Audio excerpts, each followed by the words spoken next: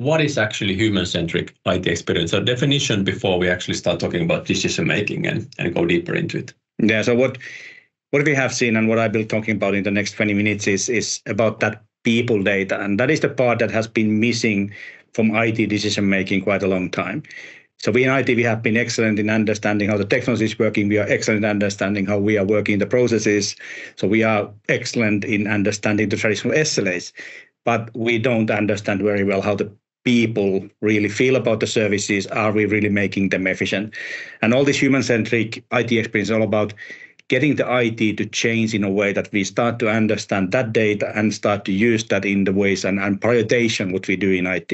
Yeah. And now in 20 minutes, you will get an understanding why that is important and how that changes how you in IT work if you do that. So quite a lot to promise in 20 minutes, but yes, let's go. All right. So this, I mean, the kind of the story that where this all has begun. So this frustration in IT leadership. So you want to explain what do you mean with this one? Yeah, this is something that we figured out even before having this company up and running. We understood that the traditional way of working in IT and the measurement area, we IT leaders were frustrated about the fact that when meeting IT teams, everything should be okay because we understood very well the metrics, how we are measuring how we in IT work. But when these same IT leaders meet the business stakeholders are not liking your services or even saying that is crap. And that is the problem where what we are helping our customers to really understand and do. And that is the human-centric IT that will help to show the value to different directions and not feel like between two hard rocks or something, which is the feeling for most or many IT people when they are between the vendors, their own teams, and so on. Yeah. But let's continue. And I think this brings us to the little mascot that we have on the table that we call the watermelon effect. And to explain the watermelon effect, we try to visualize it in this way. So what does something really mean? So, as I already said, the traditional SLA metrics, they are measuring how we work in IT and how IT is working, which is looking inside. But on the other hand, that is looking inside IT. But what happens there is that is the green part of that watermelon. It is relevantly easy to make those measurements looking good, but it's not guaranteed that it would look good from the user perspective. Let me take a kind of really easy example. We are measuring in IT that servers are up and running, but it doesn't mean that the application on top of that would be creating any value for those end users. So traditional metrics SLAs are, yes, you have to make sure that you are okay with them, but doesn't guarantee satisfied end users or happy end users or even less efficient end users. And in that sense, it's very important that when you start to kind of understand the watermelon, it means that green outside, the red means those employees inside the organization that are really hating the IT. And also one reminder is that usually those SLAs and those metrics, they are defined by IT. True. So they are defined your outsourced partners, vendors, yourself. So it's kind of measuring what you want to measure. Yeah, well. And those are factual-based stuff, that how IT works. Yeah. And then when we talk about people, how they feel about, and are we really understanding them, it's quite obvious that if we are measuring those facts of IT, it really is a big step to kind of understand that, hey, what are the things that these end users really appreciate and what would make them more efficient? Yeah. And I think that is the core of everything here. And if we now move already to the next slide, I think that this really changes how these IT leaders can work in this environment when you start to focus on the experience of end users. Because then they have two different ways of communicating now. Towards their own teams, they can talk more about what is important, where to focus, which are the problems that are meaningful to solve. Yeah. Yes, in IT, we have to care about the SLAs, but now we have priority, what to solve. And maybe even more importantly, now when talking to business, we can talk about the things that matter. Yeah. And true. So that really brings us now to the human-centric IT. Yeah, because the reason. Maybe our message is that now when you put the people in the center and you have a couple of simple metrics, you understand how people feel about your IT, but also where they are losing time. Yeah. Then that is the data that you can use. So exactly. How do you then, Sami, use this towards the IT side first? Yeah. So it's experience is not something that is separate from what we do already in IT. it is a thing that most of our people that work in IT that are related to services to our own employees, there is always correlation or kind of you should be interested about the experience of end users. And that is something now the CIOs and other IT leaders can really talk about. They can show to IT teams, hey, in your service, these are the things that matter to the end users. These are the things that we should be focusing on to get better benefits for our business and make our employees more efficient. And that is kind of more motivating towards that team that we are now talking about meaningful problems to solve. Yeah. We are not telling them what they should be doing as the SLAs typically are. We are telling them that this is just how you should be working. And now this changes IT management and IT leaders to really be leaders, because you can give the teams, your partners, vendors a target. Hey, let's go here. This is the thing we care about the most. And then the teams can start to deliver more value. Yeah. And I think IT is really good at solving problems when you give them focus. Like if you think about the pandemic, suddenly you need to react and actually solve things. IT does an amazing job, but many times it gets into managing things that you don't really need to manage. Now when people are all remotely working hybridly, how do you manage anymore? You need to start leading people. Yeah. And then, like you said, when you start leading, then people will start to create those improvements. Yeah, and that is that the thing I love what we have been able to see our customers do and seeing how happy they are when they have started their journey in this area and how proud they are. And that goes to different levels of IT teams and also the vendors that are working for our direct customers. You start to focus on things that matter, and then it's much more motivating. So 65% of our customers are saying that they have better focus in IT and more motivated IT workers. And that really is the thing why we even founded this company in the beginning. It's making IT people's work more meaningful, and so that we are not just part of machines there. We really know what we are doing and we are delivering value. And all this now, when we go turn it around, when we start in IT to work like that, it is much easier for IT leadership to meet the business guys and saying, hey, these are things we have already improved. These are things we should be focusing on and so on. So that role of that IT leader in between the IT and business gets much, much easier when you focus on things like the experience of the end users. Yeah. And I think this also, when you look at this image, it said, hey, now we have improved that. That's one thing. But IT can also be now seen as proactive. So now you can also say that, hey, we have now identified the next thing. Now we know that it's VPN that we need to focus next. So we need investment on that one. But when you have already proven that you can create value, you can make things happen, and then you say that this is the next step. This is where we need to go next, and these are the things that your employees are actually complaining I think maybe Pasi, I can add here already like one example of the decision done by a customer related to this one between the production and the customer. One of our customer told us just last week that they were in a situation that one of the business leaders was complaining about one application that it just has to be updated, removed or whatever, but he hated it. Yes. That organization started to measure that application, and the plan was to understand what we have to fix and even replace the application. The end result was that the normal end users were really happy about that application. Yeah. So they didn't have to do anything about it, and they had the possibility to use the money for more meaningful areas. Yes. But without that understanding from the end users, they would just have to be either fighting with that business stakeholder or not able to kind of use the money for the more meaningful stuff. So that's kind of an example of decision that you can do with the experience data, which is not only like some details, it is really like budget decisions in a way. Yeah. And all of that actually then changes how IT is perceived by business stakeholders, CFOs, HR. It's a business partner, and then it's a collaboration. As you already said, IT can be more proactive. We can go and meet business people and tell them something they didn't know about their stakeholders, the employees, what is important to them, what kind of employees they are, and that way you can really be a valuable partner to the business. Of course, you are already, but now you can show it to them. And that is kind of the key thing that is sometimes hidden behind the human-centric IT. We are often thinking that only from the perspective of those employees. Yes. But it really is a different thing also for IT leadership. Yeah. But then, Sami, why would you do this? What are the outcomes?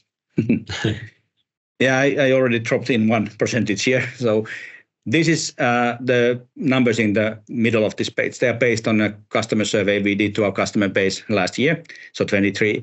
And we asked them, what are the biggest benefits that you have gotten from human-centric IT or experience management? Quite obvious is the happier end users. But I would focus on, and what I really like here is the next three ones, because those are about us in IT. Yeah. We have better focus. We can make better decisions, and even more importantly, we have more motivated IT employees. Yes, I think that motivated is especially in this hybrid time. If you think that you wake up at home, you open your laptop, you're having a coffee, what should I do now? Are you waiting for a task to appear and manager to tell you what to do, or do you know that hey, actually our focus is to make my colleagues productive and happy, and let me just look at where that unhappiness lies and try to fix that. Yeah. Your task is not kill tickets. Your task is helping people in a survey test context. So it's those three other ones that I love the most on these results. But also the others here, ability to show creative value to business, 57%. And now in these answers, experience management, human-centric IT, that is a journey. It takes a time to get to these results.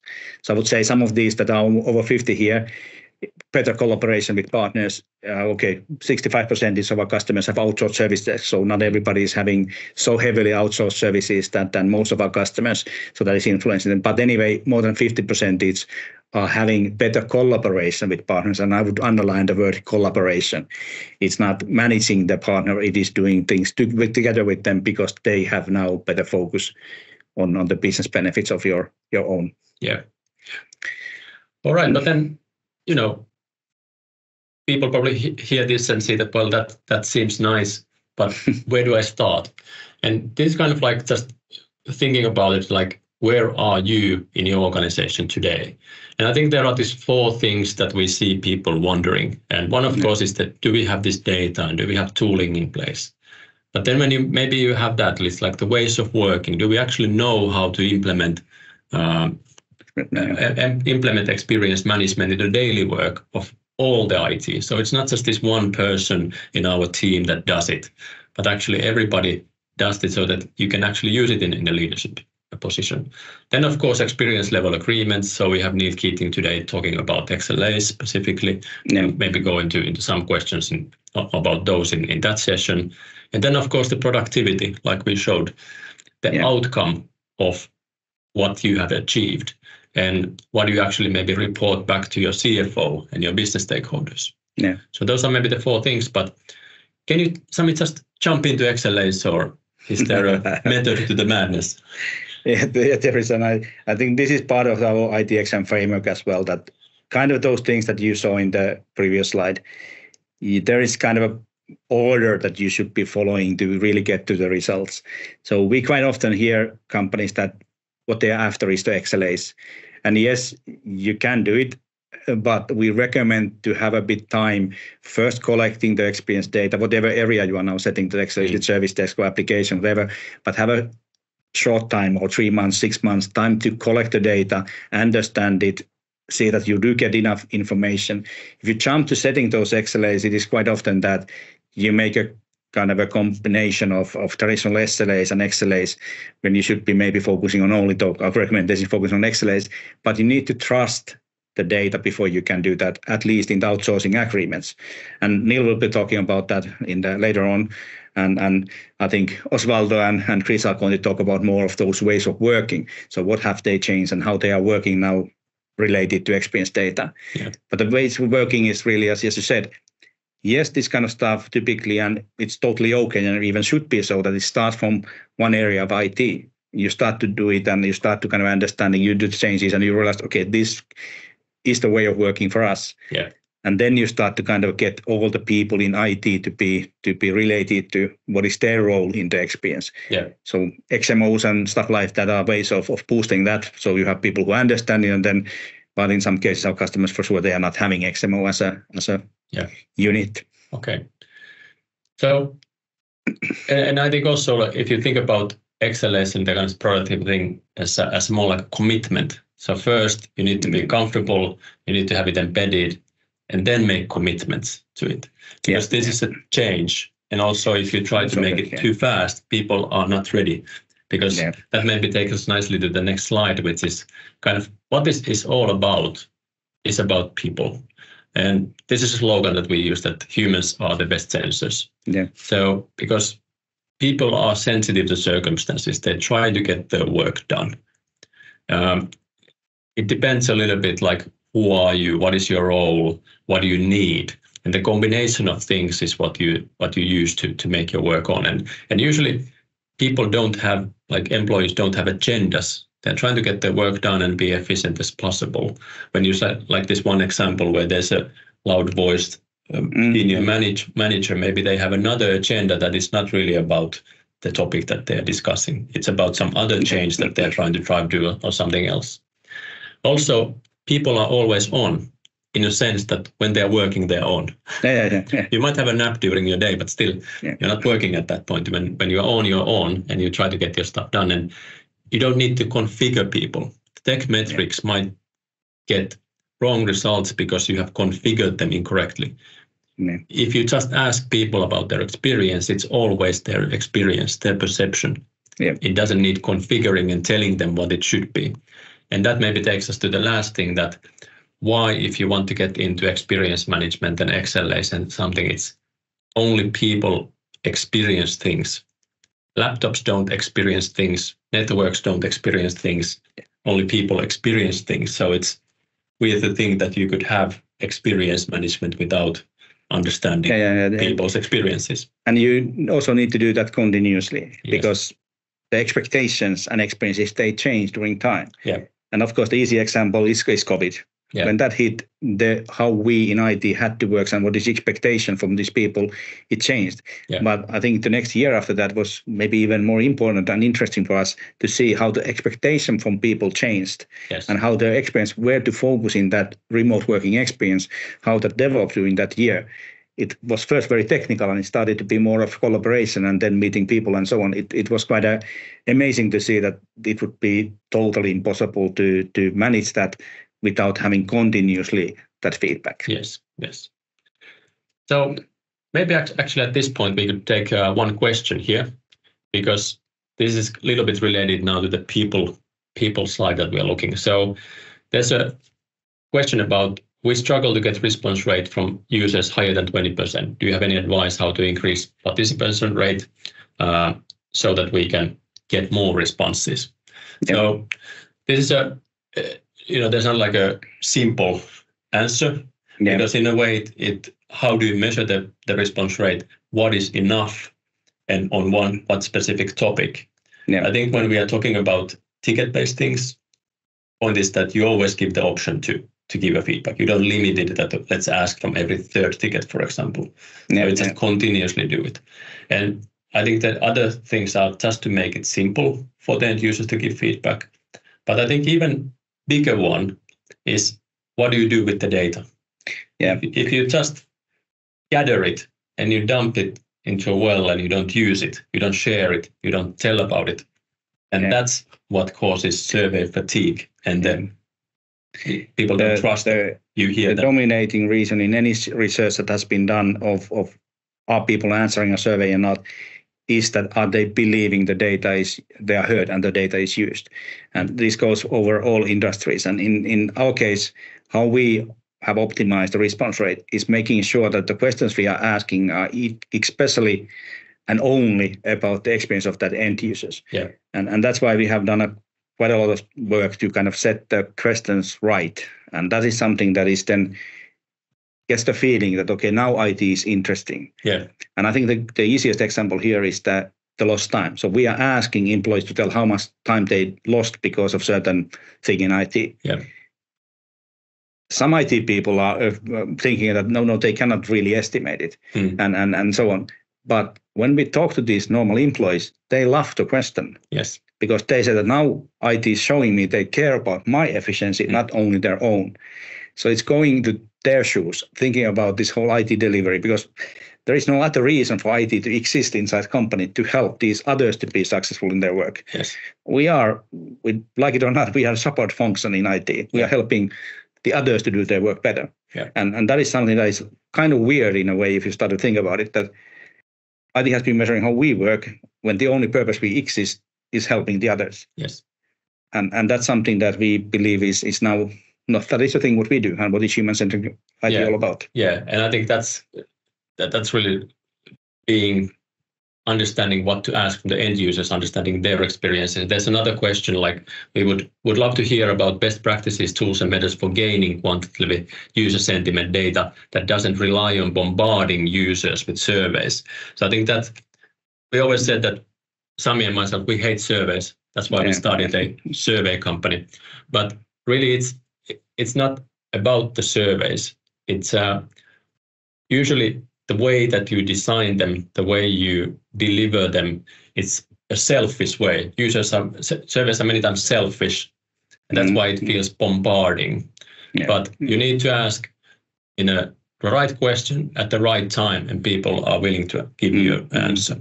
But there's no other way of gathering data from the humans than asking. If you try to say that, hey, let's try to get it from a process or technology, let's ask from the laptop. How is Sami? I'll ask your laptop. How is your experience with the laptop, Sami? How do you feel about that? Yeah.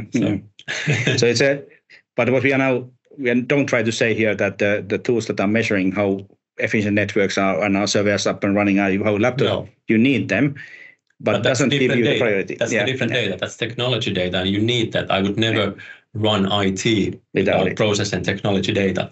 Cool. So now the question is how to get that. But I would say the Glyn who was asking about this, that please go to our website, click the book a meeting thing, and happy to show you in more details, because today we are not going to go deeper into our method. But I think the basics are just ask honestly so that then you just feel asking the right time, not too often, and in a simple way. There's a great comment from somebody that we need to be prepared to hear the goods and bads from the end users, and that is a cultural thing in IT, and that's true. That is a thing what his whole thing is, and that is a change. But I think hopefully you got a kind of picture. What is the big picture? Why human-centric IT is something to try to do and something to aim for, and that gives you the motivation that yes, in IT for sure there are people that are not first jumping to this experience train.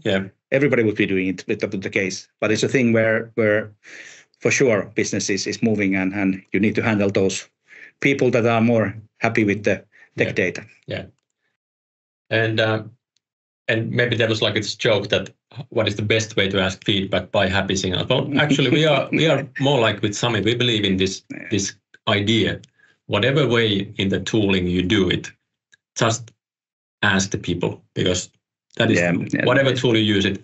Just focus on the people and understand that process and tech data have a different purpose. So And I would also say use somebody out of IT to define the questions, because for us in IT it is so hard to do it in a way that we don't ask the things that we are related to our structures and ways of working. There's a difference between really understanding the end users and then kind of. So don't try to for that guy we have to ask this one, for that guy and that team we have to. No, then you're not anymore interested about the true experience of the end users. Yes.